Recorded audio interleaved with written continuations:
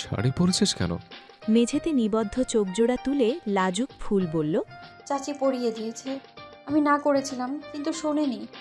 ফুলের উত্তরে শিমুল অস্থির চিত্তে পা থেকে মাথা অবধি একবার চোখ বুলিয়ে নিল ফুলের।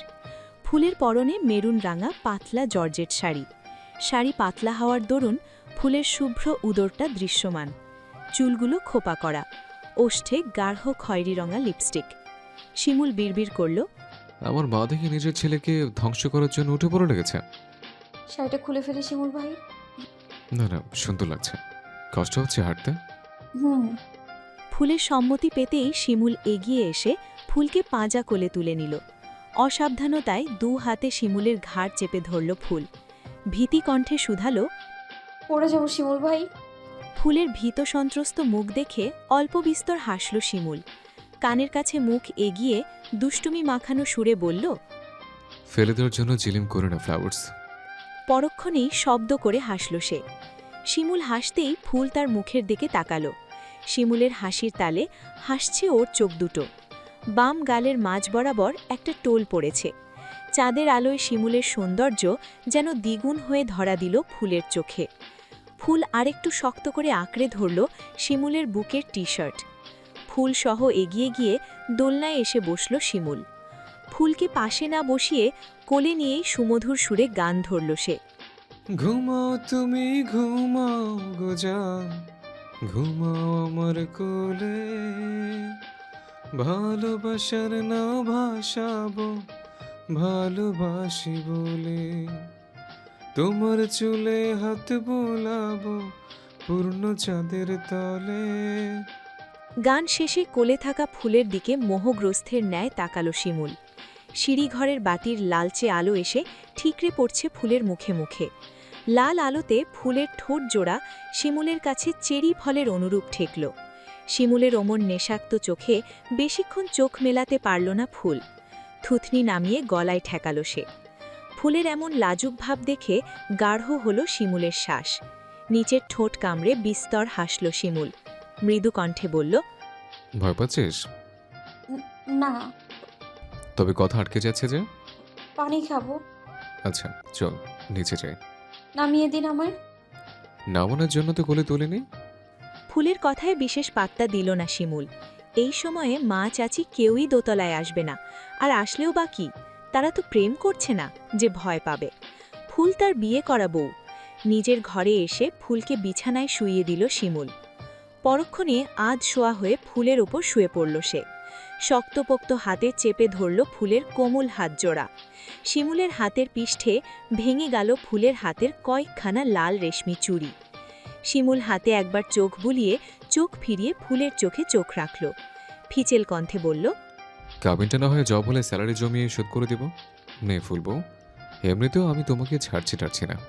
ফুল কেঁপে কেঁপে উঠল। শিমুলের উষ্ণ শ্বাস ঠিকরে পড়ছে ফুলের মুখে মুখে। তাদের দুজনের মধ্যে আরেকটু দূরত্ব গোছালো শিমুল। খানিক ঝুঁকে ফুলের কপালের মাঝ বরাবর ভালোবাসার পরশ এঁকে দিল শিমুল। শিমুলের গভীরতম ছোঁয়াতে চোখ বন্ধ করে নিল ষোড়শী ফুল। খামচে ধরল শিমুলের পিঠের টি শার্ট। তীব্র হল ফুলের শ্বাস। ফের শিমুল ফুলের ওষ্ঠের দিকে ঝুঁকতেই তার পকেটের ফোনটা বিপ বিপ শব্দে বেজে উঠল। তড়িৎ বেগে চোখ খুলে নেয় ফুল। বিরক্তিতে তেতো হয়ে উঠল শিমুলের মেজাজ। পাশেই সোজা হয়ে শুয়ে পড়ল সে। ফোনটা কানে ধরে গম্ভীর কণ্ঠে বলল। হ্যালো। অপর পাশের ব্যক্তি কি বলল কর্ণগোচার হল না ফুলে। তবে শিমুলের কপালের মাঝ বরাবর পড়া 3টে ভাঁজ চোখ এড়াল না ফুলের। ওকে ডান। কল কেটে যেতেই দুহাতে মুখ চেপে ধরল শিমুল। কিছুক্ষণ চুপ থেকে ফুলের উদ্দেশ্যে বলল। আমি এখন তোকে একা রেখে চলে গেলে খুব অভিমান করবে জান। শিমুলের প্রশ্নের মানে বুঝল না ফুল। ঘাড় কাঁধ করে শিমুলের দিকে তাকালো। ততক্ষণে শিমুল উঠে পড়েছে। শিমুলকে উঠতে দেখে সেও উঠে বসে। পরনের শাড়িটা টেনে টুনে ঠিক করল। কি উত্তর দিবে ভাবতে ভাবতেই ফুল বলল। কোথায় যাবেন আপনি? ঢাকা। ততক্ষণে বিছানা থেকে নেমে কারবার থেকে কালো শার্ট আর ছাই রঙা জিন্সটা নেওয়াও শেষ শিমুলের। সোফায় শার্টটা রেখে তাওয়াল নিয়ে জিন্সটা চেঞ্জ করে নিল। পরনের টি শার্টটা ছুঁড়ে কালো শার্টটা গায়ে জড়িয়ে পটু হাতে বোতামগুলো লাগালো। শার্টের স্লিভগুলো কোনোই অবধি গুজে নিল শিমুল। অতঃপর অগোছালো চুলগুলো হাতের সাহায্যে ঠিক করে নিল। এত কিছুর মাঝে একবার চোখ বুলিয়ে ফুলকে দেখে নিল, যে কিনা বিছানায় ছড়িয়ে থাকা কাঁচের চুড়ির ভাঙা অংশগুলো কুড়িয়ে নিচ্ছে। ফুলকে ব্যস্ত দেখে ধীর পায়ে টেবিলের ওপর সাজিয়ে রাখা বইয়ের স্তূপটার পাশে গিয়ে দাঁড়ালো শিমুল। তাকের মাঝ বরাবর থেকে সাবধানী হাতে একটা মোটা বই বের করল সে। বইটা খুলতে কালো রঙের কি যেন চকচক করে উঠল। কুশলতার সাথে জিনিসটা কোমরে গুঁজে নিল শিমুল। পরপর শার্টটা ঠিক করে ফুলের সামনে এসে দাঁড়ালো। ফুল চোখ তুলে তাকালো শিমুলের দিকে। ফুলকে তাকাতে দেখে করুণ হেসে হাত বাড়িয়ে দিল শিমুল। শিমুল হাত বাড়াতেই চুড়ি ভাঙাগুলো রেখে শিমুলকে জড়িয়ে ধরল ফুল। ফুল শিমুলের কোমর জড়িয়ে ধরতেই তার হাতে শক্ত কিছু ঠেকল। কী জিনিস না বুঝতে ফেরে আবার ছুঁতে যেতেই শিমুল সরে গেল। কৌতূহলী ফুল বিস্ময়ী দৃষ্টিতে শিমুলের দিকে তাকাতেই সে কোমল হাসল। ফুলের গাল চেপে কপালে চুমু খেয়ে বলল, আমার বাস মিস হয়ে যাবে পাখি, এবার বেরোতে হবে। কিন্তু আপনার কোমরে কি ওটা? ফুলের কথায় ডান হাত পেছনে নিয়ে গেল শিমুল। প্রফেশনালি হাতে একবার পরখ করে বলল, ওয়ালেট। কথা শেষ করে বড় পদক্ষেপে ঘর থেকে বেরিয়ে এলো শিমুল। বারান্দায় এসে এক হাত কোমরে ঠেকিয়ে কিছুক্ষণ দাঁড়ালো। চারপাশ দেখে সাবধানী হাতে কোমর থেকে বের করল কালো পিস্তলটা। হাত বাড়িয়ে ম্যাগাজিন টেনে বের করল। ভেতরটা গুলিতে ঠাসা। আবার সেটি ঠিকমতো বসিয়ে নিল। একবার চোখ নামিয়ে চেক করে নিল চেম্বারও। পরপর বাঁকা হাসল সে। ভোর রাত শেষের দিকে। একটু পরেই ফজরের আজান পড়বে। দূরে কোথাও করুণ সুরে প্যাঁচা ডেকে যাচ্ছে। চট্টগ্রাম শহর। খানিক গ্যাপ দিয়েই রাস্তায় নিয়ন বাতি জ্বলছে। সারি সারি বাতি জ্বলে চলেছে হাইওয়ে রোডে। গভীর রাত হাওয়ায় জনমানব শূন্য চারপাশ। কিছুক্ষণ পরপর বাতাসের গতিতে চলে যাচ্ছে এক দুইটা বড় বড় ট্রাক আর কার। শহরের ভিড়ভাট্টার আড়ালে দাঁড়িয়ে আছে এক নিরীহ দেখতে ভবন। বাইরে থেকে মনে হয় স্রেফ কোনো সাধারণ অফিস, কিন্তু ভেতরে পা রাখলেই বোঝা যায় জায়গাটা অন্যরকম। মূলত এই বিল্ডিংয়ের অষ্টম ও নবম ফ্লোরে গোয়েন্দা সংস্থা, দশম ফ্লোরে কোয়ার্টার। এই 3 ফ্লোর জুড়ে কড়া নিরাপত্তা আর নিয়মের বেড়াজালে ঘেরা। বিল্ডিংটার সামনে এসে থামল একটি কালো গাড়ি। মিনিট 2 পর দরজা খুলে নেমে এলো এক পুরুষ। পরনে ফর্মাল ড্রেস, কালো প্যান্ট, ইন করা সাদা শার্ট। ড্রাইভ করার ফলে স্লিভগুলো কোনোই অবধি কোটানো। অপর হাতে কালো ব্লেজারটা ঝুলছে। বাম কবজিতে কালো ডায়ালের ঘড়ি। ক্লান্তি স্পষ্ট বিদ্যমান মানুষটার চোখে মুখে।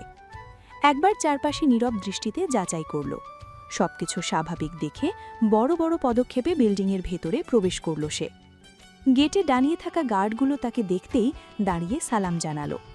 গার্ডদের দিকে একবার তাকিয়ে লিফটের সামনে এসে সরাসরি 8 তলায় বোতাম টিপল। লিফট এসে থামল 8ম ফ্লোরে।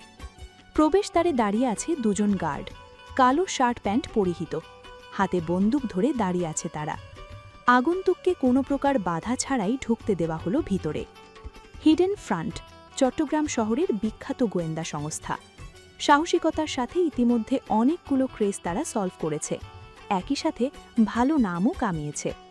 পুলিশ এবং সেনাবাহিনীর গুপ্তচর হিসেবেও কাজ করে তারা। সব মিলিয়ে অল্প সময়ে জনপ্রিয়তা লাভ করেছে।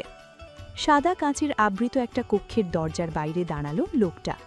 দরজা নক করতেই ভেতর থেকে গম্ভীর স্বরে বলল, কাম ইন। লোকটা ধীর পায়ে রুমটাতে ঢুকল। শান্ত কণ্ঠে সালাম দিল সামনে থাকা লোকগুলোকে। মিস্টার তোফাজ্জল সালামের উত্তর নিল। পরপর ওনার সামনে বসে থাকা সেনাবাহিনী অফিসারের উদ্দেশ্যে বললেন, Shahryar Khan Shimul is the agency's hidden trump card. Outwardly a normal BUET student, but inside, he is an exceptional codebreaker and analyst, whose intelligence can change the outcome of major missions. Mister তোফাজ্জলের কথার প্রতি উত্তরে major বললেন, Son of Major Mustaqim Khan. Yes. Mister Tofazzal কথা শেষে শিমুলের দিকে তাকিয়ে তার উদ্দেশ্যে বলল, Shahryar, বসো, উনি মেজর জাফর। চেয়ার টেনে শিমুল বসল। শার্টের স্লিভগুলো ঠিক করে ব্লেজারটা লিফটেই গায়ে জড়িয়ে নিয়েছিল সে। প্রফেশনাল জায়গাতে ঢিলেমি তার পছন্দ না। হাস্যোজ্জ্বল শিমুলের মুখ জুড়ে এক রাস গম্ভীরতা। হাত দুটো টেবিলের ওপর রাখা, কপাল জুড়ে 2 স্তরের ভাঁজ। পুরুষালী গম্ভীর কণ্ঠে শিমুল শুধালো, hello sir. Hello, my boy. I am impressed seeing your success at this age. Thank you sir. Shahryar, তোমাকে ছুটির মধ্যেও ডাকার জন্য আই এম সরি, কিন্তু কোনো উপায় ছিল না। Don't worry sir, please continue. বেশ কয়েকদিন ধরে দেশের বিভিন্ন স্থান থেকে মহিলা এবং মেয়ে হারিয়ে যাচ্ছে বললে ভুল হবে। তাদের জিম্মি করে পাচার করা হচ্ছে বিভিন্ন দেশে। পুলিশ কেসটা সলভ করতে পারেনি, তাই উপরমহল সেনাবাহিনীর আন্ডারে ট্রান্সফার করেছে। আচ্ছা, কিন্তু কথা সেটা না শাহরিয়ার। সেনাবাহিনীর বহু চেষ্টার পর র্যাকেটটাকে ট্র্যাক করেও হাত ফসকে যাচ্ছে। কোনোভাবে আমাদের খবরগুলো লিক হয়ে যাচ্ছে শাহরিয়ার। মেজর জাফরের কথায় ওনার দিকে পূর্ণ দৃষ্টিতে তাকালো শিমুল। চেয়ারটা টেনে আরেকটু এগিয়ে বসল সে। তীক্ষ্ণ চোখে মিস্টার তোফাজ্জলের দিকে তাকিয়ে বলল, এখন আপনি কি চাইছেন স্যার? আমি চাইছি তুমি একবার চেষ্টা করো। ইমিনকে কল করা হয়েছে, সকালের মধ্যেই ও চট্টগ্রাম পৌঁছে যাবে। Okay sir.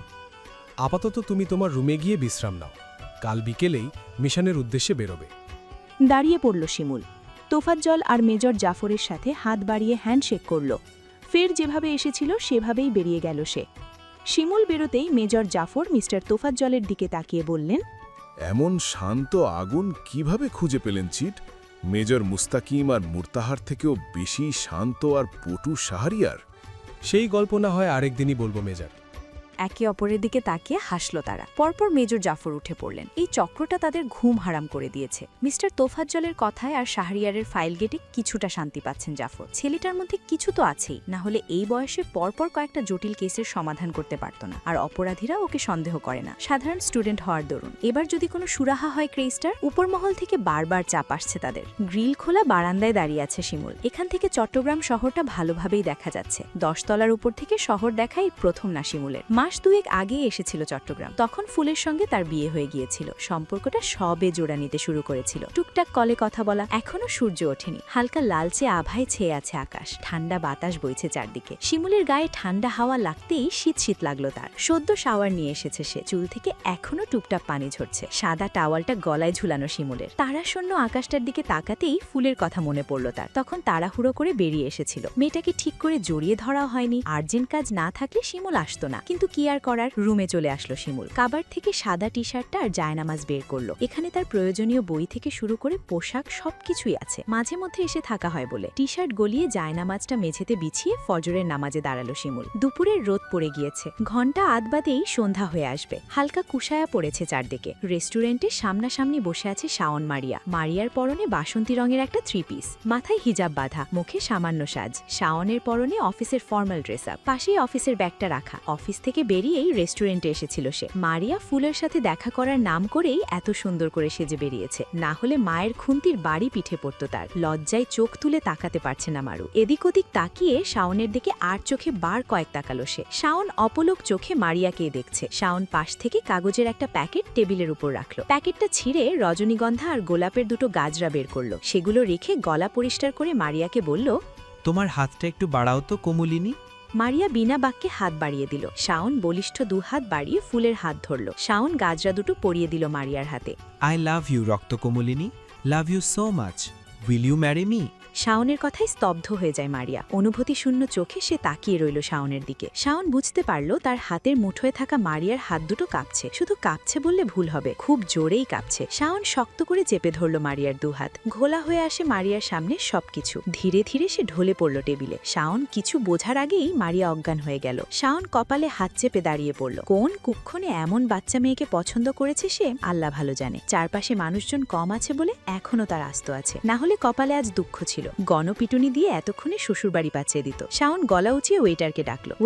এই ভাই শুনেন তো। ওয়েটার ছেলেটা এগিয়ে এসে টেবিলের পাশে দাঁড়ালো। মারিয়াকে এভাবে পড়ে থাকতে দেখে ছেলেটার মুখশ্রী বদলে গেল। কিছু বলার জন্য মুখ খুলবে তার আগেই শাওন বলল, অতিরিক্ত খুশিতে আমার ওয়াইফি অজ্ঞান হয়ে গেছে। আমি কিন্তু ছেলে ধরা না, ওকে? 1 বোতল ঠান্ডা পানি দিন।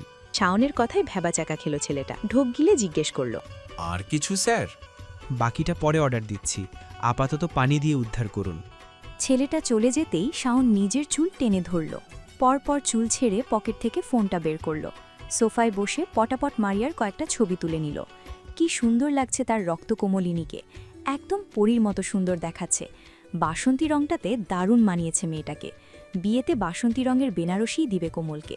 পরমুহূর্তে মত পাল্টালো শাওন। বিয়েতে লাল বা খয়েরি রঙের বেনারসি না পরলে আবার বউ বউ লাগে নাকি? থাক, বাসর রাতেই বাসন্তী রঙের শাড়ি পরাতে বলবে। শাওনের ভাবনার মাঝেই ছেলেটা পানির বোতল নিয়ে আসলো। শাওন বোতলটা খুলে পানি ঝামটা দিল মারিয়ার মুখে। আলতো কণ্ঠে বলল, হে ওয়াইফি, প্লিজ উঠুন। পানির ছাটে চোখ পিটপিট করে তাকালো মারিয়া। শাওনের দিকে চোখ পড়তেই সে তড়িঘড়ি করে টেবিল থেকে মাথা উঠিয়ে নিল। জামাটা ঠিক করে সোজা হয়ে বসল। বোকা বোকা কণ্ঠে শাওনকে বলল, সরি। তোমার হার্ট এতটা দুর্বল? জানা ছিল না তো। লজ্জা পেল মারিয়া। ওড়নার কোনায় হাতটা পেঁচিয়ে এদিক ওদিক তাকিয়ে বলল, আমার খিদে পেয়েছে। কি খাবে? অর্ডার দাও। আচ্ছা। শাওন মেনু কার্ডটা এগিয়ে দিল মারিয়ার দিকে। মারিয়া হাসি হাসি মুখে কার্ডটা নিয়ে নিল। উল্টোপাল্টে মেনু দেখে সে কিছুক্ষণ চুপ করে বসে রইল। শাওন নির্নিমেষ চোখে তাকিয়ে রইল মারিয়ার দিকে। যতই দেখে এই মেয়েকে, ততই দেখতে ইচ্ছে করে, যেন অনন্ত তাকিয়ে থাকে। বিড়বিড় করে বলল শাওন, কি মিষ্টি লাগছে তোমাকে, একদম সদ্য ফুটন্ত গোলাপের ন্যায়, যার প্রতিটা পাপড়ির ভাজে ভাজে লুকিয়ে থাকে কোমলতা আর সুগন্ধতা। ওরিও শেক আর মিট বক্স অর্ডার দেই? ধান ভাঙে শাওনের। মাথা নাড়িয়ে হ্যাঁ বোঝালো। অতঃপর অর্ডার দিয়ে মারিয়া শাওনের দিকে তাকালো। হাসি হাসি মুখে বলল, তখন যা বলেছিলেন সব আরেকবার রিপিট করেন তো। জ্ঞান হারাবে না তো? শাওনের প্রশ্নে খিলখিলিয়ে হেসে উঠল মারিয়া। প্রফুল্ল কণ্ঠে উত্তর দিল, একদম না। মারিয়ার চোখে চোখ রাখল শাওন। বলিষ্ঠ দু হাতের মুঠোয় আবার মারিয়ার হাত দুটো নিল। মন্ত্রমুগ্ধের ন্যায় শুধালো, I love you wifey, will you marry me? Shaon বলতেই মারিয়া উচ্চস্বরে এক প্রকার চিৎকার করেই উত্তর দিল, ইয়েস হাবি। পাহাড়ি রাস্তা দিয়ে দুটো বাইক চলছে। গতি দেখে মনে হচ্ছে কারোই জানের মায়া নেই। মুক্ত আকাশে উড়া দুটো পাখির ন্যায় দুজনের বাইকে স্পিড। একজন আগে, আরেকজন তার পেছনেই।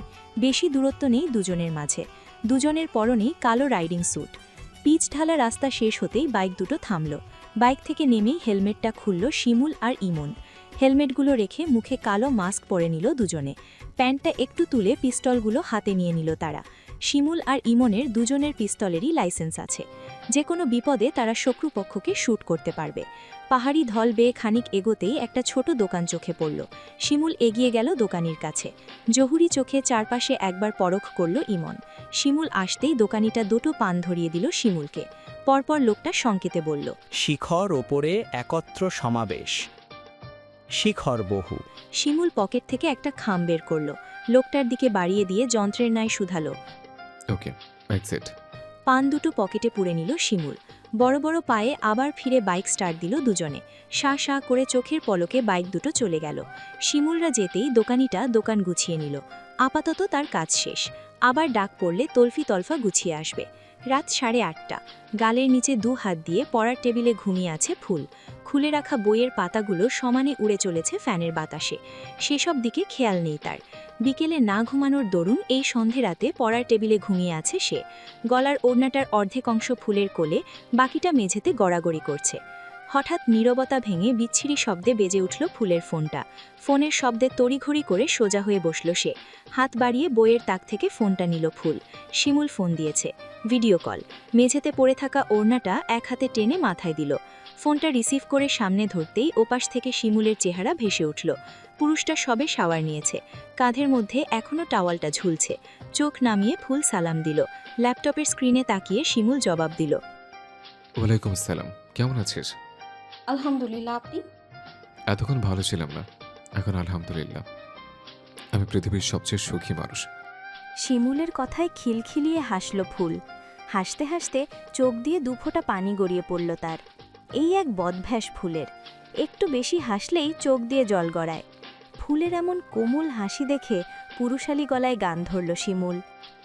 তোমার চোখে আকাশ আমার, জাদু যার পূর্ণিমা, ভেতর থেকে বলছে হৃদয় তুমি আমার প্রিয়তমা। পথের শুরু থেকে শেষে যাব তোমায় ভালোবেসে, বুকে আছে তোমার জন্য অনেক কথা জমা। গান শেষে শিমুল মিষ্টি হেসে শুধালো, তুমি আমার ভীষণ আদরের ফুল, আমার হাজার মনোজাতের ফল তুই, আমার 17 জায়গাতে আচ্ছদের পুরস্কার তুই। শিমুলের কথায় হাসি থামিয়ে ফুল জিজ্ঞেস করল, মানে হাজার মোনাজাত কি করে হলো? আমাদের বিয়ের তো মাত্র 2.5 মাস হলো। আবারও হাসল শিমুল, ফুরফুরে মেজাজে ফুলের উদ্দেশ্যে গাইল। প্রথম যৌবনের কালে যেদিন তোমায় দেখেছি, এ দেহ পিঞ্জিরার মাঝে আপন করে রেখেছি। কি তার মানে আপনি আগে থেকেই আমায় পছন্দ করতেন শিমুল ভাই? শিমুল কিছুই বলল না, কেবল ঘাড় বাঁকিয়ে শব্দ করে হাসল। ফুল কৌতূহলী কণ্ঠে আবারও বলল, কথা বলছেন না কেন শিমুল ভাই? হুম। তাহলে আগে কেন বলেননি? কেন, বললে কি হতো? ওই দিন যদি সত্যিই আমার বিয়ে হয়ে যেত তখন কি করতেন শুনি? হয়ে যেত। আমি বেঁচে থাকতে হতো না প্রিয়তমা। লাজুক হাসল ভুল। তার লজ্জা লাগছে, খুব খুব লজ্জা লাগছে শিমুল ভাইয়ের দিকে তাকাতে। মানুষটা এতটা চালাক, বাহ! আর সে কিনা ভাবতো তাদের জোর করে বিয়ে দিয়েছে সবাই। শিমুল চশমাটা ঠিক করে তাকালো ল্যাপটপের স্ক্রিনের দিকে, ভ্রু নাচিয়ে ফুলকে জিজ্ঞেস করল, আমি বাড়ি ফিরলে আবার শাড়ি পরবে ফুল? তোকে শাড়িতে খুব মানায়, একদম বাচ্চা বউ। শিমুলের কথায় আমতা আমতা করে উঠল ভুল। কানের দুপাশে ঝুলে থাকা চুলগুলো কানের পিছনে গুজে নিল। কবে আসবেন আপনি? তুই যখন বলবি তখন। আপনার জন্য আমি সব সময় অ্যাভেলেবল সাহেবা। মিষ্টি হাসে ভুল, তার সাথে তাল মেলালো শিমুলও। হাসি থামিয়ে বোকা বোকা কঞ্চে ফুল শুধালো, আপনি না খুব সুন্দর করে কথা বলতে পারেন শিমুল ভাই। তাই বুঝে? জি জি, আমার খুব ভালো লাগে আপনার কথাগুলো। আর কি কি ভালো লাগে শুনে? আপনি পুরোটাই আমার ভালো লাগার মানুষ। আমার কাছে তুইও পাখি। ফুলের সাথে কথা বলার মাঝেই অনু ফোন দিল শিমুলকে। সচরাচর অনু এই সময় ফোন দেয় না, তাই ফুলের ফোনটা কেটে দিল শিমুল। হঠাৎ শিমুলের ফোন কেটে দেওয়ার মানে বুঝল না ফুল। পরক্ষণেই ভাবল প্রয়োজনেই হয়তো রেখে দিয়েছে, তাই আর কল না দিয়ে ফুল ফোনটা টেবিলে রেখে দিল। বারান্দায় বসে আছে শাওন, মাথার উপর আকাশ ভরা তারা আর বিশাল এক ফালি চাঁদ। হালকা হালকা শীত পড়ছে ধরণীতে, তার সাথে তাল মিলিয়ে সামান্য কুয়াশাও পড়ছে। আকাশ থেকে চোখ নামিয়ে পকেটে হাত পুরল শাওন। নীল রঙের একটা কাগজ বের করল পকেট থেকে। কাগজ না, এটা মূলত চিঠি, নীল চিরকুট। আসার সময় লাজুক হেসে মারিয়া তার হাতে গুজে দিয়েছিল, সাথে এও বলেছিল যাতে এখন না দেখে, বাসায় এসে যাতে পড়ে। 4 ভাঁজ করা চিরকুটটা চোখের সামনে মেলে ধরল শাওন। গোটা গোটা বাংলা অক্ষরে লেখাতে ভরা কাগজটা। প্রিয় বদভ্যাস, বদভ্যাস বলায় একদম রাগ করবেন না। জানেন, আপনাকে দেখার পর থেকে আপনাকে দেখার রোগ হয়েছে আমার। কল দিয়ে রাতবিরেতে আপনাকে জ্বালাতে বড্ড ইচ্ছে করে, কিন্তু কি আর করার, আমার তো মোবাইলও নেই। কি যে করি বলেন তো? যাই হোক, যেটা বলছিলাম, আপনার সাথে আমার বিয়ে হলে কিন্তু মন্দ হয় না, আমাদের একটা ঘর হলেও মন্দ হয় না। সেই ঘরে একটা সংসার হবে, আপনি সন্ধ্যারাতে কান্ত শরীরে ঘরে ফিরবেন, আর আমি আমার শাড়ির আঁচলটা দিয়ে কপালের পাশটা মুছে দিব। কোমল কণ্ঠে বলল, 1 গ্লাস লেবুর শরবত দেই? আপনি হাসি হাসি মুখে বলতেন, দিলে খারাপ হতো না। আমাদের ঘর আলো করে আরও 1-2 চাঁদ আসত। বলেন তো, এত এত স্বপ্ন আমি কিভাবে বিসর্জন দেই? আমি ভীষণ লোভী আপনার বেলায়। আমি আপনাকে এত এত ভালোবাসি প্রিয় বদভ্যাস। ইতি, আপনার রক্তকোমল।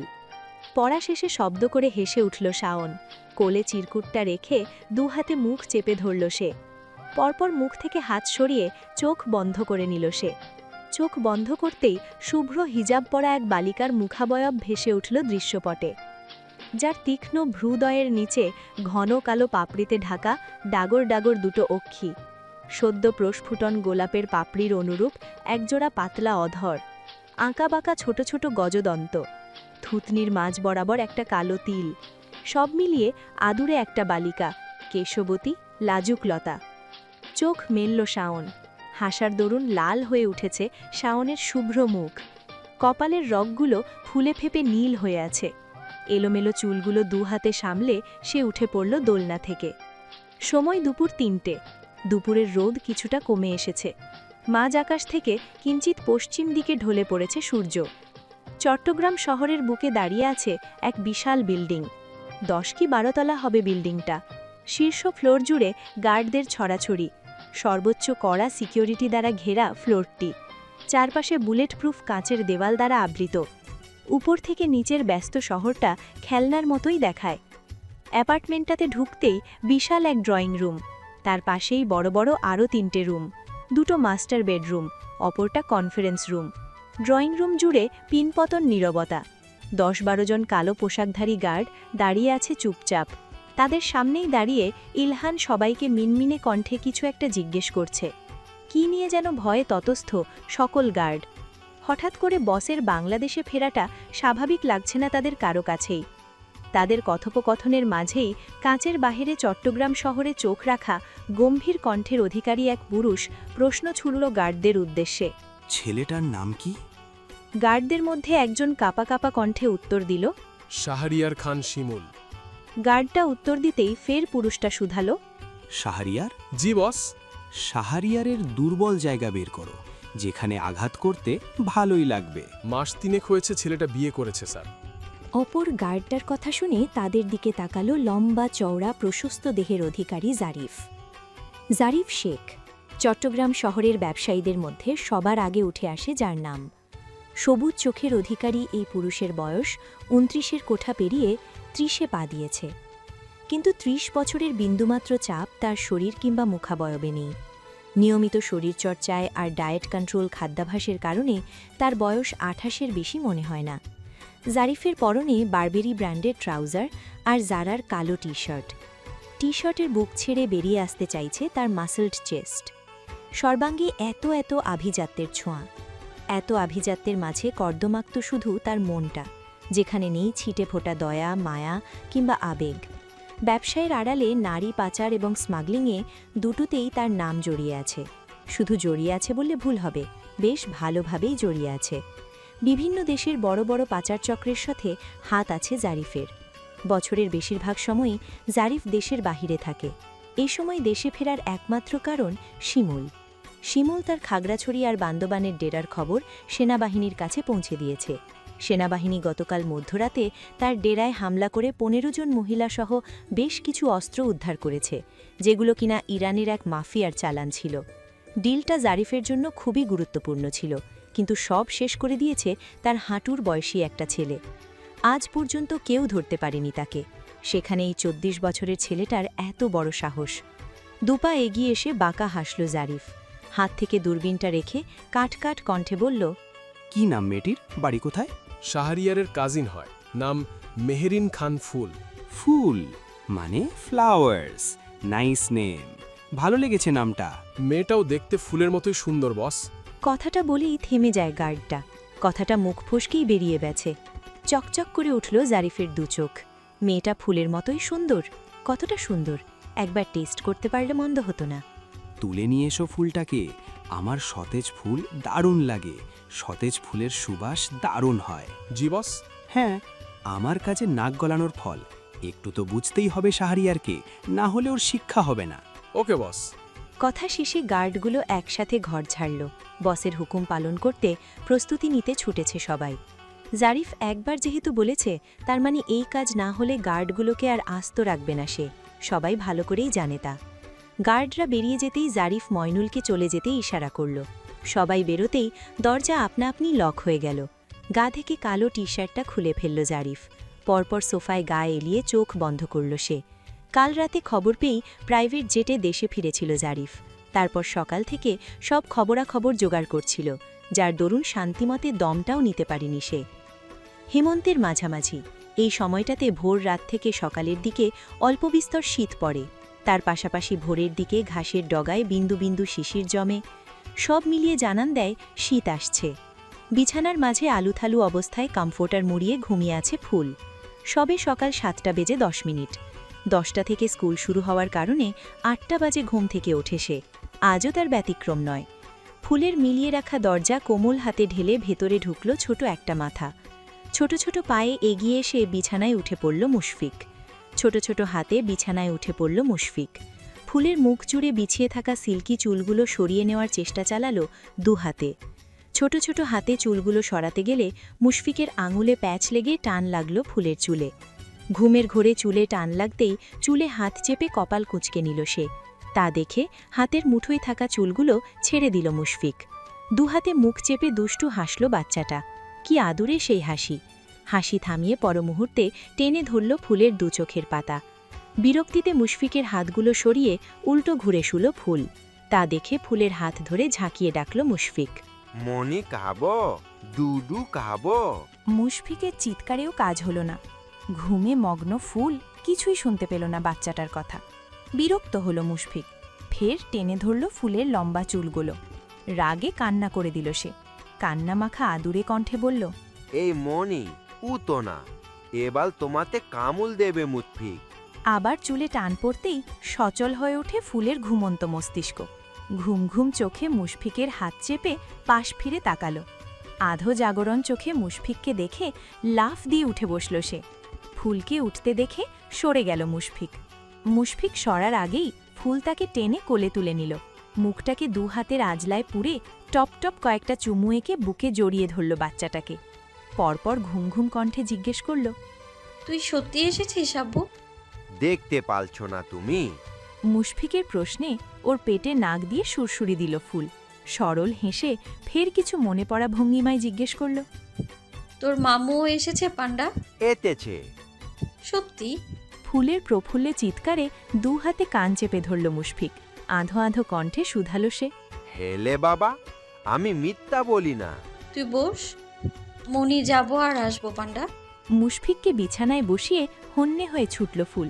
হন্তদন্ত পায়ে রুম থেকে বেরিয়ে ব্যালকনিতে আসতেই শক্ত কিছুর সাথে ধাক্কা খেল সে। পড়তে পড়তে বেঁচে গেল ফুল। কেউ একজন বলিষ্ঠ হাতের সাহায্যে ফুলের কোমর পেঁচিয়ে তার বুকে স্থান দিল ফুলকে। মেয়েটার কোমর এতটা জোরেই পেঁচিয়ে ধরেছে মানুষটা, যেন ছেড়ে দিলেই মেয়েটা তার বুক থেকে হারিয়ে যাবে। বিভ্রান্ত ফুলের নাকে ল্যাভেন্ডার পারফিউমের মিষ্টি সুঘাস ঠেকতেই বুঝতে বাকি রইল না মানুষটা কে। পরম আবেশে চোখ বুজে নিল ফুল। নাক টেনে সম্পূর্ণ সুভাষটা নিজের রন্ধ্রে রন্ধ্রে টেনে নেওয়ার আপ্রাণ চেষ্টা চালালো সে। শক্ত করে দু হাতে আঁকড়ে ধরল শিমুলের পিঠ। নিজের প্রিয় নারীকে শিমুলও জড়িয়ে নিল বক্ষ বিভাজন। নাক ডুবিয়ে দিল ফুলের এলোকেশে। নীরবতা ভেঙে ফুল অভিমানী সুরে বলল, রাতে বলেননি কেন আপনি ফিরবেন? আমিও জানতাম না ফুল। তোমার সাথে কথা বলার মাঝে আপু কল দিয়েছিল, বলেছিল বাড়ি আসবেও, কিন্তু ভাইয়া দিয়ে যেতে পারবে না। আমি পারবো কিনা তখন ভাবলাম তোমাকে কাছে পাওয়ার সুযোগটা কি করে হাতছাড়া করে, তাই চলে এলাম পাখি। আম্মুরা জানতো আপনারা যে আসবেন? ফুলের মাথায় শব্দ করে চুমু খেল শিমুল। বুক থেকে ছাড়িয়ে হাতের সাহায্যে ফুলের চুলগুলো আরেকটু এলোমেলো করে দিয়ে বলল, আমাকে সারপ্রাইজ দিতে আপু এসছে, তাহলে জানবে কিভাবে শুনি? আচ্ছা আচ্ছা। জি জি। শিমুলকে দুবার করে জি বলতে দেখে কপাল কুঁচকে নিল ফুল। মুখ বাঁকিয়ে শুধালো, কপিক্যাট। একমাত্র আমার ষোড়শীর। দুজন দুজনের চোখের দিকে তাকিয়ে হেসে উঠল শিমুল ফুল। পরক্ষণেই একসাথে দুজনে চোখ নামিয়ে নিল। শিমুল কিঞ্চিত ঝুঁকে কপাল ঠেকালো ফুলের কপালে। মিনমিন করে কাতর স্বরে বলল, প্লিজ, ইহকাল পরকাল দুই কালই আমার হয়ে থাকিস। তোকে হারালে আমি নিঃস্ব হয়ে যাব পাখি। আমার বেঁচে থাকার জন্য তোর বাঁকা দাঁতের হাসিটা থাকা খুব প্রয়োজন রে। বেলা 12টা বাজে। মেঘাচ্ছন্ন হয়ে আছে প্রকৃতি। বাহিরে ঝিরিঝিরি ফোঁটায় বৃষ্টি পড়ছে। ড্রয়িং রুমে সোফায় মুশফিককে কোলে নিয়ে বসে আছে শিমুল। মুশফিকের হাতে একটা আপেল। একটু পরপর তাতে ছোট ছোট কামড় দিয়ে একটু একটু করে খাচ্ছে সে। অনু বলেছিল কেটে দিতে, কিন্তু ঘাড় তেড়া ছিলে এই কথা শুনেই মেঝেতে শুয়ে কেঁদে দিয়েছে। হাতের আপেলটা ছুঁড়ে মেরেছিল সদর দরজার দিকে। মুহূর্তেই তা শিমুল মুঠোয় ক্যাচ ধরে নিয়েছিল। আর অল্প হলেই আপেলটা শিমুলের কপালে লাগত। শিমুল ঘাড় বাঁকিয়ে আপেল খাওয়া মুশফিকের দিকে তাকালো। বাচ্চাটা আপন মনে আপেলটা পর্যবেক্ষণ করছে আর কামড় বসাচ্ছে। তা দেখে গলা পরিষ্কার করে শান্ত কণ্ঠে শিমুল সিধালো, ফুলকে কি বলে ডাকবে মৌসুম? আপেলে আরেকটা কামড় দিয়ে চিবোতে চিবোতে উত্তর দিল মুশফিক। মনি। মুশফিকের উত্তরটা পছন্দ হলো না শিমুলের। গজগজ করতে করতে শিমুল বলল, না। তাহলে কি ডাকবো? মামুনি? না, ফুলকে মনি ডাকবো। আমাকে কি ডাকিস? মামা। তাহলে আমার বউকে কি ডাকবে? মামাল বউ। ধ্যাৎ পটলা, আমার বউ মানে ফুলকে মামুনে ডাকবে। তুই তো ছোট, তাতে বড় শব্দ মামুন উচ্চারণ করতে পারবি না। তাহলে তুই সংক্ষেপে মা ডাকিস। ফুলকে দেখলে কি বলবি বল? মনি। আবার তোকে কিন্তু খেয়ে ফেলবো। না না, মা ডাকবো মা। এই তো পথে এসেছিস। চকলেট দেবে আমালে? দেব আপু, বাবা তোমাকে অনেক চকলেট দেবে। ওদের কথার মধ্যে ফুল উপর থেকে নেমে আসলো। হাতে একটা ফুলের টব। তাতে ছোট ছোট কয়েকটা নয়নতারা ফুলের চারা। সিঁড়ির পাশে টবটা রেখে হাত ধুতে বেসিনে চলে গেল সে। ফিরে আসতেই মুশফিক চিৎকার করে ডাকল তাকে। ভালু মামা। ফুলের চিৎকারে দাঁড়িয়ে পড়ল ফুল। মুশফিকের দিকে তাকাতেই শিমুল তার মুখ চেপে ধরল। পরপর আর চোখে ফুলের দিকে তাকিয়ে দাঁত কেলিয়ে হাসল সে। বিভীষিকাময় অন্ধকারে চেয়ে আছে চারপাশ। আষ্টে ভ্যাপসা গন্ধ ছড়িয়ে আছে জায়গাটাতে, যেন আশপাশেই কোনো মাছের বাজার আছে। জায়গাটাতে এখন আধোতে দিন নাকি রাত তা বোঝার উপায় নেই। দরজা জানালো সবকিছুই বন্ধ ঘরটার। রুমের মাঝ বরাবর নিভু নিভু আলোয় জ্বলছে একটা সাদা বাতি। বাতিটির আলো পুরো ঘরময় আলোকিত করতে অক্ষম। রুমের দু কোণায় হাত পা বাঁধা অবস্থায় বিধ্বস্ত শরীরে পড়ে আছে দুটো নরনারী দেহ। নরনারী দুটো আর কেউ নয়, শিমুল আর ফুল। শিমুলের সাদা শার্ট জুড়ে ফোঁটা ফোঁটা রক্তের চিহ্ন, কপাল জুড়ে কাটা দাগ, হাত দুটো পিছনে মোটা দড়ি দিয়ে বাঁকিয়ে শক্ত করে বাঁধা, মুখে একটা রুমাল গোজা, যাতে চিৎকার চেঁচামেচি না করতে পারে। ধীরে ধীরে জ্ঞান ফিরে আসলো শিমুলের। বহু কষ্টে ক্লান্ত শরীরে বন্ধ চোখ দুটো মেলে তাকালো সে। এতক্ষণ চোখ বন্ধ থাকার দরুন চোখে ক্ষীণ আলো পড়তেই আবার চোখ বন্ধ করে নিল শিমুল। কিছুক্ষণ যেতেই চোখ মেলে চারপাশে অবলোকন করে বোঝার চেষ্টা করল এটা কোন জায়গা। শিমুলের মাথায় এলো না এটা কোথায় সে। এমন অন্ধকার কেন চারপাশ? তাকেই বা এভাবে হাত মুখ বেঁধে রেখেছে কেন? চারপাশে চোখ বুলানোর মাঝেই শিমুলের চোখ আটকে যায় রুমের অপর কর্নারে। ফুল তার থেকে হাত দুই দূরে পড়ে আছে। পরনের সাদা সালোয়ার কামিজটার মধ্যে রক্তের অস্তিত্ব। ফুলের গায়ের লাল ওড়নাটা দিয়েই তার হাত দুটো বাঁধা। লম্বা দেনুনি পাকানো চুলগুলো থেকে কিছু ছোট ছোট চুল এলোমেলো হয়ে বেনি থেকে বেরিয়ে এসে মুখ জুড়ে পড়ে আছে। শিমুল শুকনো ঢোক গিলল। আশেপাশে এলোমেলো পলক ফেলে নিজেকে স্থির করার ব্যর্থ প্রয়াস চালালো। দম আটকে আসছে তার। ফুলের জ্ঞান ফেরানো জরুরি। মেয়েটা কতক্ষণ ধরে এভাবে অজ্ঞান হয়ে আছে কে জানি। শিমুল বড় করে শ্বাস টেনে নিল ভিতরে। মেঝেতে ছেঁচড়ে দিয়ে ফুলের পাশে এসে থামল সে। উল্টো ঘুরে ডান হাত দিয়ে ফুলের হাতে ঝাঁকি দিল, কিন্তু ফুলের নড়চড় হল না। শিমুল ফের জোরে চিমটি কাটল ফুলের কবজিতে। নড়ে চড়ে উঠল ফুল। ধীরে ধীরে চোখ মেলল সে। ফুলের জ্ঞান ফিরতেই শিমুল আবার ছেঁচড়ে তার সামনে আসলো। করুণ চোখে চাইল তার ষোড়শী বধূর দিকে। ফুলের দু গাল জুড়ে অশ্রুর রেখা শুকিয়ে আছে। কপালের পাশটা কাটা, শক্ত কিছুর সাথে ধাক্কা লাগার ফলেই এই কাটার সৃষ্টি। শিমুল বুঝল যারা তাদের এখানে এনেছে তারা সহজে ওদের ছাড়বে না। শিমুলের দিকে একবার চোখ বুলিয়ে হাত সামনে ফেরানোর জন্য টান দিল ফুল। হাত সামনে আনতে পারল না সে। অবচেতন মনে বুঝতে বাকি রইল না তাদের দুজনেরই হাত পা বাঁধা। ভয়ার্ত কণ্ঠে শিমুলের দিকে তাকিয়ে ফুল বলল, আমরা কোথায় শিমুল ভাই? ফুলের প্রশ্নের কোনো উত্তর দিতে পারল না শিমুল। তার মুখ বাঁধা। শব্দ ছাড়া কিছুই করতে পারছে না সে। ফুল মুখ বাড়িয়ে দিল শিমুলের মুখের রুমালটা খোলার জন্য। দাঁত দিয়ে কামড়ে ধরল গালের পাশের রুমালের অংশটাতে।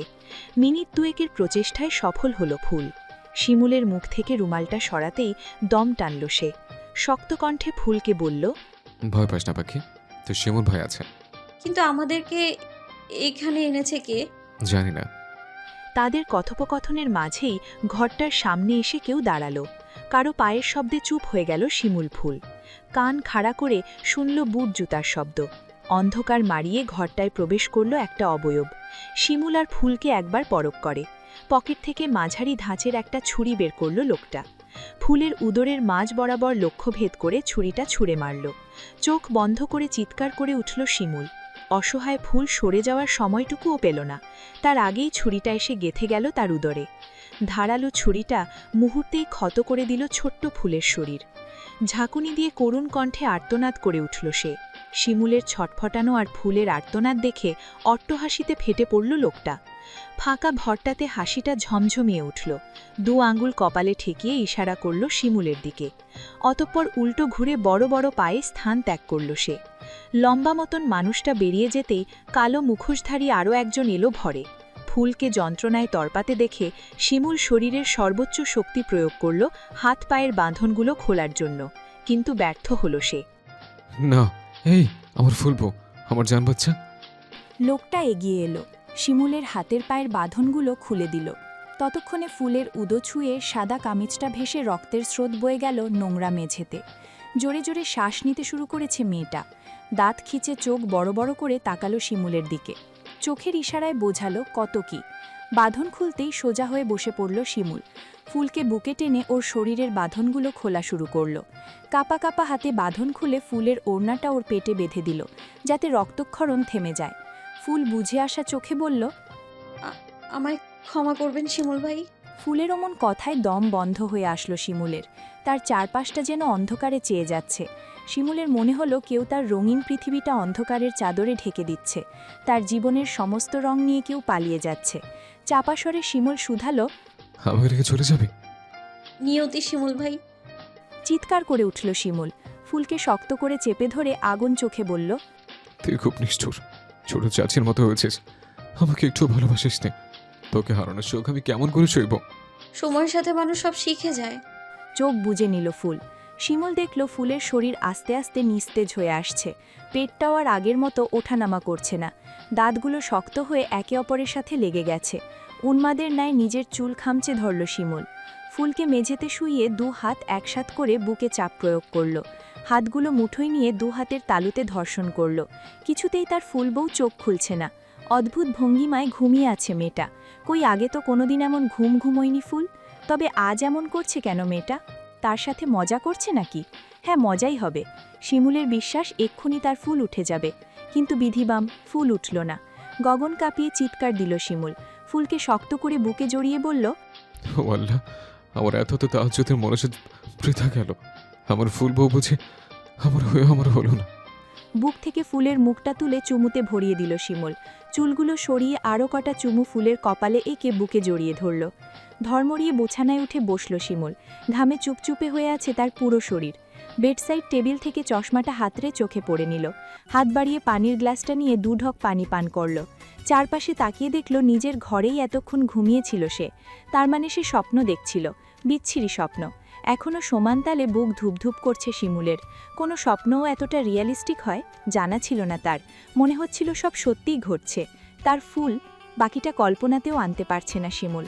আশপাশটাতে একবার চোখ বুলিয়ে ফুলকে খুঁজল সে, কিন্তু মেয়েটা ঘরে নেই। শিমুল মনে করার চেষ্টা করল। দুপুরে খাওয়ার পরই মুশফিককে নিয়ে তার পাশে শুয়েছিল ফুল। তাহলে উঠল কখন? এই মেয়েকে নিয়েও হয়েছে তার যত জ্বালা। কখন কোথায় যায় কি করে আল্লাহ ছাড়া কেউ জানে না। চোখ ঘুরিয়ে বিছানার সাথে লাগোয়া জানলা দিয়ে বাহিরে তাকালো শিমুল। দুপুরের রোদ পড়ে এসেছে। পাখিরা দানা জাপটে কমলা নীল আকাশে ছুটোছুটি করছে। রোদ পড়ে যাওয়াতে আকাশের সৌন্দর্য যেন দ্বিগুণ হয়ে আছে। এমন দিনের বিকেলটা শিমুলের ভীষণ প্রিয়, কিন্তু এই সৌন্দর্য এখন শিমুলের নজর কাটতে অক্ষম। মন খারাপের সময় হাজার সৌন্দর্য মানুষকে মুগ্ধ করতে পারে না। শিমুলেরও তাই হয়েছে। দীর্ঘশ্বাস ছেড়ে বাহির থেকে চোখ ফিরিয়ে দেওয়াল ঘড়িটা চাইল সে। বিকেল 4:25। কাঁথাটা সরিয়ে ওয়াশরুমে ঢুকে পড়ল শিমুল। একসাথে অজু করে বেরিয়ে কারবার থেকে জায়নামাজটা বিছিয়ে নামাজে দাঁড়ালো। মন খুব অশান্ত হয়ে আছে শিমুলের। এটা কেবলই নিছক স্বপ্ন নয়। হঠাৎই স্বপ্ন দেখার মানেও বুঝল না শিমুল। তবে এটা বুঝল আল্লাহ তাকে সাবধান করেছে। তার ফুলের প্রতি আরও যত্নশীল হতে হবে। নিজের কাজের প্রভাব যে ফুলের উপর পড়বে তা ভালো করেই জানে শিমুল। তবে আঘাতটা কখন কোন দিক থেকে আসবে তাই শুধু জানা নেই। আল্লাহর কাছে একটাই দোয়া, যাতে ঝড়টা প্রতিহত করতে পারে সে। তার ফুলের যাতে কিছু না হয়। ভাবচিন্তাগুলোকে একপাশে রেখে দোয়া পড়ে নামাজের নিয়ত ধরল শিমুল। ছাদের কার্নিশে পা ঝুলিয়ে বসে আছে ফুল আর মারিয়া। দুজনের হাতে 2টো প্লেট। একটাতে আমের আচার, অপরটাতে কিঞ্চিত লবণ মরিচ। সামনে অনু দাঁড়িয়ে। 3 জনের হাতে আধ খাওয়া আচারের টুকরো। ঝালের জিভ পুড়ে যাচ্ছে ফুলের। অনু আর মারিয়ার মরিচ খাওয়া দেখে শখ করে সেও একটু মরিচ নিয়েছিল আচারের টুকরোতে, কিন্তু মুখে দিতেই তার জিভের একপাশে গিয়ে লাগল। ফুলের হাই হুতাশ করা দেখে অসন্তোষ কণ্ঠে অনু বলল, আগেই বলেছিলাম মরিচ ধরিস না, জাল খেতে পারবি না। আমি জানতাম নাকি মরিচগুলো এত ঝাল যে। আর তুমি আর মারু তো কি মজা করে খাচ্ছ। ফুলের প্রশ্নে কপাল চাপড়াতে ইচ্ছে করল অনুর। এই মেয়েকে সে তখন থেকে নিষেধ করেছে মরিচ না খেতে। এই জন্য সে লবণ আর মরিচগুলোও একসাথ করেনি, যাতে ফুল শুধু লবণ দিয়ে খেতে পারে। আমি ঘর থেকে একটু পানি খেয়ে আসি। কথা শেষে করে লাফ দিয়ে কার্নিশ থেকে নেমে সিঁড়ি ঘরের দিকে পা চালালো ফুল। অনু হুঁশিয়ারি কণ্ঠে তাকে সাবধানী বাণী শোনাল, লাভ ঝাপ বন্ধ করে হেঁটে যা ফুল, না হলে শিমুলের কাছে বিচার দিব কিন্তু তোর নামে। বড় বোনের ধমকে দৌড় বন্ধ করে শান্ত পায়ে ছাদ থেকে নেমে পড়ল সে। দোতলায় নেমে আসতেই মুশফিকের কান্নার শব্দ ফুলের কানে এলো। বাচ্চাদের এই এক সমস্যা, চোখ মেলতে দেরি, কান্না জুড়তে দেরি হবে না। ঘুম থেকে না জাগতেই কান্নার কি আছে বুঝল না ফুল। পানি খাওয়া ভুলে আবার ফুল ছুট লাগালো অনুর ঘরে। ধড়মড়িয়ে বিছানায় উঠল সে। পরনের জামাটাতে তেল ছিপছিপে হাতটা মুছে বাচ্চাটাকে কোলে নিয়ে নিল ফুল। কাঁদছিস কেন পান্ডা? ফুলের প্রশ্নে দুহাতে চোখ ডলতে ডলতে জবাব দিল মুশফিক। তুমি আমাতে একা রেখে গেলে কেন? তুই তো ঘুমিয়ে পড়েছিলি। তো কি হয়েতে? কিছু হয়নি, চল তোকে তোর মায়ের কাছে দিয়ে আসি। আম্মু কোথায়? গেলেই দেখতে পাবি, চল। ফুল ঘর থেকে বেরিয়ে আবার ছাদের উদ্দেশ্যে সিঁড়িঘরে পা বাড়াল। বড় বড় কদমে লাফিয়ে উঠে পড়ল ছাদে। অনুর পাশে এসে মুশফিককে নিয়ে দাঁড়াতেই বাচ্চাটা ঝাঁপ দিয়ে মায়ের কোলে চলে গেল। মায়ের দুগাল চেপে ধরে আহ্লাদি কণ্ঠে শুধালো, আম্মু আম্মু খাবো। ছেলের আহ্লাদি কণ্ঠে হেসে উঠল অনু। বাচ্চার গুলুমুলু গালে চুমু এঁকে দিতে দিতে বলল, কি হয়েছে বাবা? ছেলের খিদে পেয়েছে শুনে ফুল আর মারিয়ার উদ্দেশ্যে অনু বলল, তোরা কথা বল, আমি ওকে কিছু খাইয়ে আসি। অনু নামতেই নিজেদের কথায় আবার ব্যস্ত হয়ে পড়ল ফুল আর মারিয়া। বিভিন্ন কথা বলতে বলতে হঠাৎ গম্ভীর হয়ে গেল মারিয়া। ফুলের দিকে তাকিয়ে অদ্ভুত স্বরে জিজ্ঞেস করল সে, একটা নারীর মধ্যে কি কি থাকলে পুরুষ আর অন্য নারীতে আসক্ত হবে না রে ফুল? মুহূর্তেই উত্তর দিতে পারল না ফুল। চুপ করে কিছু একটা ভাবল সে। ফের মুচকি হেসে শুধালো, একটা নারীর মধ্যে কি থাকা লাগবে জানি না, তবে পুরুষটা যদি আমার শিমুল ভাই হয় তাহলে সেই নারীতে বেশি কিছু থাকা লাগবে না। ফুলের কথাগুলো মনোযোগী শ্রোতার ন্যায় শুনল মারিয়া। খড়খড়ে ছাদের মেঝে থেকে চোখ তুলে ফুলের দিকে তাকাতেই দেখল ফুলের পেছনে বুকে হাত বেঁধে দাঁড়িয়ে আছে শিমুল। জিভ কাটল মারিয়া। তার করা প্রশ্নটা শিমুল ভাইয়া শুনল নাকি? জড়তায় ফুলের পাশ কেটে চলে যেতে নিল সে, কিন্তু বাঁধ সাধল ফুল। বাম হাতে মারিয়ার হাত চেপে বলল, কোথায় যাচ্ছিস? আমার কথা শেষ হয়নি। বাকি কথাগুলো তুই শিমুল ভাইকেই বল। হাত ছাড়িয়ে গটগট পায়ে ছাদ থেকে নেমে পড়ল মারিয়া। ফুল চিৎকার করে বলল, আরে শুনবি তো, সত্যি আমার শিমুল ভাই খুব ভালো। এই কথা শুনে চলে গেলি কেন? আমি একটুও চাপা মারিনি কিন্তু। তাই নাকি? খুব কাছ থেকে শিমুলের কণ্ঠ শুনে নড়ে উঠল ফুলের ছোট্ট সত্তা। বুকে থুতু দিয়ে পেছনে ফিরে তাকালো সে। এমন ভূতের মতো কেউ কথা বলে? এতক্ষণ কে যেন আমার সুনাম করেছিল, এখন আবার আমাকে ভূত বলছেন ম্যাম? মিটিমিটি হাসল ফুল। কথার মাঝেই ছাদের মেঝেতে ডিশের মধ্যে শুকোতে দেওয়া শুকনো মরিচ থেকে এক মুঠো কুড়িয়ে নিল ফুল। শিমুলের সামনে হাঁটু গেড়ে বসে পড়ল সে। পরমুহূর্তে গদগদ স্বরে বলল, আমি আপনাকে এত এত ভালোবাসি, এত এত ভালোবাসি। আর কি বলবো, মাথায় আসছে না, শুধু জানি আমি আপনাকে ভালোবাসি। ফুলের দিকে তাকিয়ে একগাল হাসল শিমুল। বক্ষ বিভাজনে ঝাঁপিয়ে পড়ার নিমিত্ত হাত বাড়িয়ে দিল প্রেয়সীর পানে। ফুল হাতের মরিচগুলো পাশে ছুঁড়ে হাত ঝেড়ে লাফিয়ে পড়ল শিমুলের বুকে। ফুল সমেত নিজের টাল সামলাতে দুপা পিছিয়ে গেল শিমুল। মিনিট দুয়েক পর শিমুলের বুক থেকে মুখ তুলল ফুল। কৌতূহলী কণ্ঠে শিমুলকে শুধালো, আপনি কিছু বলবেন না শিমুল ভাই? ভাই রাখছিস? আবার কিছু কিছু শুনতে চাচ্ছিস? মানে? ভাই টাকার বড় আমি যে তোকে জড়িয়ে ধরেছে, এটার জন্যই শুক্রিয়া কর আল্লাহর দরবারে। এত বড় বোনকে কোনো ভাই জড়িয়ে ধরে? নাউজুবিল্লাহ, লোকে শুনলে কি বলবে? কথা শেষে ফুলকে আরেকটু ভরকে দেওয়ার জন্য ভ্রুদয় কুচকে জিজ্ঞাসু দৃষ্টিতে তাকালো শিমুল। তেতে উঠল ফুল। দাঁত কেটে সে জবাব দিল, ঢং করেন আমার সাথে? এবার আমি আবার কি করলাম? কিছু করেননি আপনি। তো ঢাকঢোল পিটিয়ে ভাইবে করিস সারাদিন, আর আমি বললেই দোষ? জি। ওকে ম্যাম, রিল্যাক্স, আমি আর কিছু বলবো না। আপনি আপনি হ্যাঁ, কি আমি? পুরো বাক্য শেষ কর। আপনি একটা শয়তান বেডা। তুই শয়তান ব্যাডার ব্যক্তিগত বেটে। শিমুলের কথাই খিলখিলিয়ে হাসল ফুল। শিমুল ডান হাতের বাহুতে ছোট করে চিমটি কাটল। শিমুল ভাই। ফুল আপু। দুজনের খুনসুটির মাঝে মাগরিবের আজান পড়ল। ফুলকে শক্ত করে নিজের বাহুতে জড়িয়ে ছাদ থেকে নেমে পড়ল শিমুল। বেলা 12টা বাজে।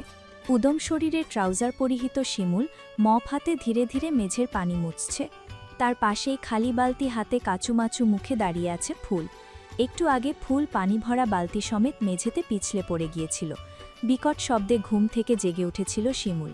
চারপাশে তাকিয়ে মেঝেতে গিয়ে তার চোখ স্থির হল।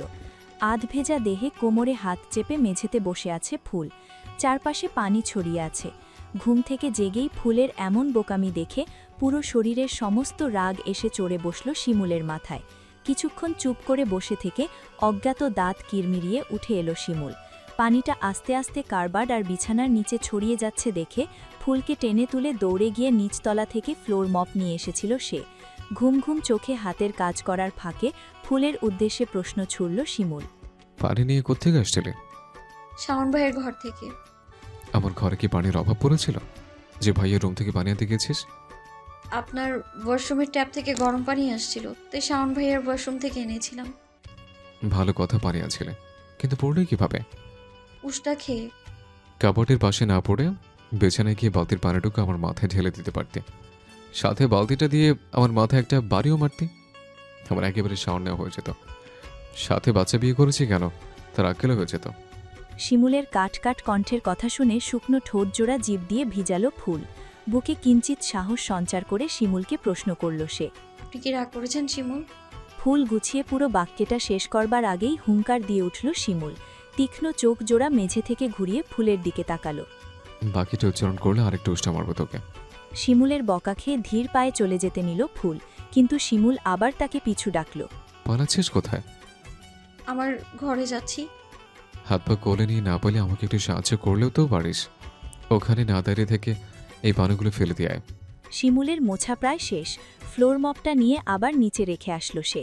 ফুল ততক্ষণে বালতির নোংরা পানিগুলো ফেলে শাওয়ার নিতে চলে গেছে। ঘরে ফিরে ফুল স্পিডে ফ্যান ছেড়ে আবার বিছানায় গা এলিয়ে দিল শিমুল। এই বাচ্চা মেয়ের পাল্লায় পড়ে আর কত কি যে সহ্য করতে হবে তাকে কে জানে।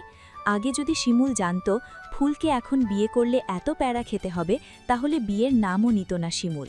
দুপুর 2:30 বাজে। ডাইনিং টেবিলে খাবার পরিবেশন করছেন আফরিন আর জোহরা। 1-2 পদ বাদে সব পদ নিয়ে এসেছেন জোহরা। আফরিন কিচেনে দাঁড়িয়ে গরুর মাংসটা আরেকবার চুলোয় জাল করে নিচ্ছেন। সকালের দিকে হয়ে যাওয়াতে গরুর মাংসের তেল বসে গেছে।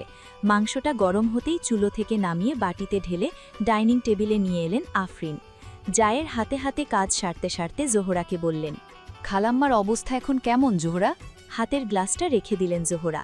ব্যস্ত হাতে ভরা জগটা নিয়ে বললেন, জগটা ভরে আনি। জগ ভর্তি পানিতে। একদম কথা ঘুরাবি না জহু। তাদের খবর আমি রাখতে যাব কোন দুঃখে? আর কতদিন রাগঢাক করে থাকবি শুনি? আধ বয়স তো শেষ রে জহু। আফরিন খানের কথায় দ্রুত পায়ে রান্নাঘরের দিকে চলে যেতে নিলেন জোহরা, কিন্তু পারলেন না তিনি। তার আগেই আফরিন এগিয়ে এলেন। জায়ের কাঁধে হাত চেপে নিজের দিকে ফেরালেন আফরিন। খানিক হেসে শুধালেন, কষ্ট চেপে রাখলে কেবল ভার বাড়ে রে জহু। এই 20 বছরেও কি আমাকে একটু আপন ভাবতে পারলি না তুই? তোর চোখের নিচে কালশিটে দাগ ফেলা সেই দুঃখের কথা কি একটুও বলা যায় না এই হতভাগা বড় বোনকে? নড়ে উঠলেন জোহরা। দপদপ করে জ্বলে ওঠা চোখ দুটো নিমিষেই নিভে গেল, যেন এখনই যুগ পুরনো দেয়ালের রঙের মতো ঝরঝর করে ঝরে পড়বে 20 বছর ধরে শক্ত খোলসে আবৃত জোহরা। দু চোখ ভেঙে নামবে জোয়ার ভাঙা বাঁধ। হলোও তাই। কঠিন জোহরা কেঁদে উঠলেন হাউমাউ করে। জাপটে ধরলেন আফরিন খানকে। কান্নার তোপে বারবার আটকে আসছে জোহরার শ্বাস প্রশ্বাস। ওনার পিঠে আলতো হাতে স্নেহের পরশ বুলিয়ে দিলেন আফরিন। কোনো কথা বললেন না তিনি। জোহরা কেঁদে নিয়েছে, একটু কেঁদে নিক। আফরিনের মতে কেউ কাঁদতে নিলে তাকে থামাতে নেই। মনের ভিতরে কষ্ট জমে থাকার চেয়ে কেঁদে বুক ভাসানো ঢের ভালো। এতে অনন্ত দীর্ঘ শ্বাসেরা বুকে বাসা বাঁধতে পারে না। বুক কষ্টে জমাট বেঁধে থাকে না। হালকা হয়ে আসে মন মস্তিষ্ক দুই। মিনিট 10 পর স্বাভাবিক হলেন জোহরা। আফরিনকে ছেড়ে দাঁড়ালেন পাশে। ভাঙা ভাঙা কণ্ঠে বললেন, আমি যাই, সবাইকে ডেকে নিয়ে আসি। যেতে দিলেন না আফরিন। টেনে ধরলেন জোহরার হাত। মায়াময় কণ্ঠে শুধালেন তিনি, একদিন দেরি করে খেলে ওদের জাত পড়বে না। দাঁড়িয়ে পড়লেন জোহরা। তাকে চুপ দেখে আবারও আফরিন বললেন, এখনো চুপ করে থাকবি জহু? আবার ছলছল করে উঠল জোহরার দুচোখ। কান্না মিশ্রিত কণ্ঠে তিনি বললেন, আমার এসব সহ্য হচ্ছে না ভাবি, আমি আর পারছি না। এই ঘর সংসার আমার গলার কাটা হয়ে বিঁধছে। থামলেন তিনি। ফের বড় করে দম নিলেন। আফরিন চেয়ার টেনে দিলেন বসার জন্য। সামনের চেয়ারটাতে তিনিও বসলেন। তোর কোথায় কষ্ট হচ্ছে বল জহু? কাপড়ের আঁচলটাতে চোখ মুছে বলতে লাগলেন জোহরা। তখন আমার বয়স ফুলের মতোই হবে, আর 1 কি 2 কম নাকি বোধ ঠেকছে না। সবে 8ম শ্রেণীতে উঠেছিলাম। স্কুল ছিল বাড়ি থেকে 1 কিলোমিটার দূরে। হেঁটে যেতাম, হেঁটে আসতাম আমরা 2 ভাই বোন। মনোযোগী শ্রোতার ন্যায় শুনছেন আফরিন। জোহরা থামতেই জগ থেকে পানি ঢেলে গ্লাসটা বাড়িয়ে দিলেন ওনার দিকে। হাত বাড়িয়ে নিমিষেই 2 ঢোকে পুরো গ্লাসের পানিটুকু পান করলেন জোহরা। ফের বললেন, আসা যাওয়ার পথে প্রায়ই রহমানের সাথে আমার চোখাচোখি হতো। লোকটা কেবলই হাসত। রহমানের আমাদের স্কুলের যাওয়ার পথে ছাপাখানার দোকান ছিল। পুরো গ্রামের সবাই ওনার কাছ থেকে যাবতীয় ছাপাখানা কাজ সারত আর পড়াশোনার সামগ্রী কিনত। বাপের একমাত্র ছেলে, শহর থেকে পড়ে গিয়ে গ্রামে ছাপাখানা দিয়েছিল। মাঝে মধ্যে কলম কিনতে যেতাম আমরা, তখন লোকটা একটা কলমের পয়সাতে 2টো কলম দিত। বললে বলতো আমি নাকি 2টো কলমের দাম দিয়েছি। শত চেষ্টা করেও একটা কলম রেখে আসতে পারতাম না। তখন আমি অত শত বুঝতাম না। একদিন হঠাৎ স্কুল থেকে এসে শুনলাম বাবা নাকি আমার বিয়ে ঠিক করেছে। আমাদের গ্রামের মোড়লের ছেলে, মোড়লই নাকি প্রস্তাব পাঠিয়েছিল। তৎক্ষণাৎ আমার বাবাও রাজি হয়ে গেলেন। দিন ক্ষণ সব ঠিক করে ফেললেন বিয়ের। বন্ধ হয়ে গেল আমার স্কুল যাওয়া। 2-3 দিন আমাকে না দেখে সে রাস্তায় আমার ভাইয়ের পথ আগলে দাঁড়ালো। জিজ্ঞেস করলো আমি স্কুলে যাচ্ছি না কেন। ভাই বলল আমার বিয়ে ঠিক হয়েছে মোড়লের ছেলের সঙ্গে। রহমান আর কিছুই বলল না, পথ থেকে সরে দাঁড়ালো। সেদিন বিকেলেই রহমানের বাবা মাকে নিয়ে আমাদের বাড়িতে উপস্থিত হয়েছিল সে। আমি তখন উঠোনে শুকনো কাপড় তুলছি। শুভ্র পাঞ্জাবি পায়জামা পরিহিত রহমানকে বাড়ির উঠোনে দেখতেই কাপড় ফেলে রসুই চালার দিকে দৌড় দিয়েছিলাম আমি। ওনারা ঘরে এসে বসলেন, বাবার সাথে কথা বললেন। মোড়লের ছেলের থেকে সব দিক দিয়েই রহমান ছিল চোখে পড়ার মতো। হাজারের মাঝে তাকে বেছে নেওয়া যেত। জোহরা আবারও থামলেন। আবার অনেক দিন পর ওনার বুকের ব্যথাটা বাড়ছে। কিশোরী বয়সের ক্ষতটা আবার তাজা হচ্ছে। জায়ের দিকে একবার তাকিয়ে মলিন হাসলেন জোহরা। আঁচলে চোখ মুছে আবার বলতে শুরু করলেন, সেদিন ছিল মঙ্গলবার। এবার বাবা শুক্রবারই বিয়ের দিন ঠিক করলেন। সবশেষে রহমানের মা আমাকে ডেকে নিলেন ঘরের পিছনের পুকুর পাড়ে। গিয়ে দেখলাম সাদা পাঞ্জাবি পরা রহমান দাঁড়িয়ে। আমি যেতেই ঘুরে দাঁড়ালেন। জোহরা যেন হারিয়ে গেলেন 20 বছর আগের সেই সোনালি বিকেলে। লাজুক রাঙা সেই কিশোরী, আর 24 কি 25 বছরের এক টকবগে যুবক, যার সৌন্দর্যে মাতাল হওয়াই ছিল জোহরার জীবনের প্রথম ভুল। কিশোরী জোহরা ওড়নাটা শরীরে জড়িয়ে রহমানের সামনে এসে দাঁড়ালেন। কারো উপস্থিতি টের পেয়ে ঘুরে দাঁড়ালো রহমান। জোহরার দিকে তাকিয়ে কোমল স্বরে বলল, কেমন আছেন? কেঁপে উঠল জোহরা। ওমন দরদ মেশানো কণ্ঠ জীবনকালে 2বার শুনেনি বোধহয় জোহরা। ঝড় উঠল তার মন সাগরে। আগে টুকটাক কথা হলেও অস্বস্তিতে গলা জড়িয়ে আসছিল তার। নিজেকে সামলে কোনো মতে তিনি বললেন, ভালো। আমি কেমন আছি জিজ্ঞেস করবেন না? উত্তর দিল না জোহরা। ওড়নার কোনখানা আঙুলে পেঁচিয়ে চুপটি করে রইলেন তিনি। তা দেখে রহমান ফের বলল, আচ্ছা আমিই বলি। আলহামদুলিল্লাহ আমি ভালো আছি। আপনার বাবা বিয়েতে রাজি হওয়াতে এখন আরও বেশি ভালো লাগছে। আমি যাই। জোহরা যাওয়ার মুহূর্তে পুরুষটি তার হাতে একটা রঙিন কাগজ গুজে দিল। ঘরে ফিরেই মুঠো খুলে কাগজটা বের করল জোহরা। গোটা গোটা বাংলা অক্ষরে সুন্দর লেখা, প্রতিটা শব্দ গোজানো, নেই কোনো কাটাকুটি। যেন মনের সমস্ত মাধুরী মিশিয়ে লোকটা চিঠিটা লিখেছিল। জোহরা কাগজটা মেলে ধরল চোখের সামনে। পরন্ত বিকেলের এক ফালি মিষ্টি রোদ এসে পড়ল চিরুকটার উপরে। প্রিয় অপরিচিতা, আপনাকে দেখার পর হারাম হয়েছিল আমার 2 চোখের ঘুমেরা, হারিয়েছিল মন গোপনের ব্যথারা। আপনি আগমন আমার জীবনে ছিল শিশির ভেজা সকালের মতোই স্নিগ্ধ। আপনাকে দেখলেই বড্ড আপন আপন লাগে গো। অবশেষে একটাই কথা বলতে চাই, আমার সংসারে রানী হয়ে আসিয়েন। আমি আপনাকে খুব আদরে রাখব। শীতের শেষের দিকে, আজ শুক্রবার, সকাল 7:30 বাজে। বড়রা সবাই ঘরের পেছনের উঠোনে কলাপাতা আর পিড়ি পাতিয়ে বসিয়ে রেখেছেন জোহরাকে। শীতে ঠকঠক করে কাঁপছে চতুর্দশী মেয়েটি।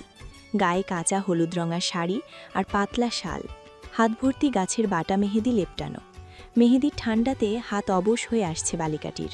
আশেপাশে সবাই একে অপরের সাথে হাসি ঠাট্টায় মেতে আছেন। কেউ কেউ বা বাটা মেহেদি মাখছে হাতে। জোহরা ডান পাশে বসে তার খালা আসিয়া শিলপাটায় হলুদ বাটছেন। চতুর্দশী জোহরা লাজুক লতার ন্যায় মিয়ে উঠে উঠোনের শীতল মাটির দিকে তাকিয়ে আছে। চোখজোড়া বুঝলেই রহমানের সেই নজরকাড়া মুখশ্রীখানা ভেসে উঠছে তার মনকুঠুরিতে। সেই মুখখানা ভেবে ভেবে মিটিমিটি হেসে চলেছে জোহরা। জোহরাকে এভাবে মিটিমিটি হাসতে দেখে তার পাশে এসে বসল তার মামাতো বোন শিউলি। কনুই দিয়ে খোঁচা দিল জোহরার বাহুতে। মেয়েটা ফিচেল হেসে জোহরার কানে কানে দুষ্টু কথা বলল, তামাশা করল। জোহরার মায়ের ডাকে শিউলি উঠে গেল রান্নার দিকটাতে। ততক্ষণে আশিয়ার হলুদ বাটা শেষ। বড়রা মিলে জোহরার গায়ে হলুদ মেখে গোসল সারিয়ে নিল। ঘরে এনে লাল রঙা একটা তাঁতের শাড়ি পরিয়ে তাকে জায়নামাজের পাটিতে বসালো। 10টা বাজতেই বাহিরে রোদ চড়ে গেল। মহিলারা ব্যস্ত হয়ে পড়লেন রান্নার কাজে। জোহরাদের বাড়ি থেকে রহমানদের বাড়ির দূরত্ব মিনিট 20 জুমার নামাজের পরপরই এসে পড়বে সবাই, যার দরুন শাড়িটা খুলে শিউলি জোহরাকে বেনারসি শাড়িটা পরিয়ে দিল। সাজানোর সব সামগ্রী এনে রাখল জোহরার সামনে। অপলক চোখে সব বরখ করছে সে। গতকাল সন্ধেতেই জোহরার জন্য বেনারসি, চুড়ি, আলতা, কপালের টিপ সহ যাবতীয় সব রহমান নিজে এসে পৌঁছে দিয়েছিল। জোহরের আজান পড়ে গেছে। বাড়ির ছেলেরা সবাই গোসল সেরে মসজিদের উদ্দেশ্যে রওনা হয়েছে। নামাজ শেষ হতেই জোহরার বাবা সবার আগে বাড়ি ফিরলেন, আর বাকিরা মসজিদ থেকে একে একে এলেন। সবার শেষে হন্তদন্ত হয়ে ছুটতে ছুটতে বাড়ি ফিরেছিল জোহরার ছোট ভাই রাজু। দৌড়ে ঘরে ঢুকে জোহরার কোলে গিয়ে পড়ল ছেলেটা। বোনের হাত ধরে ক্লান্ত গলায় রাজু বলল,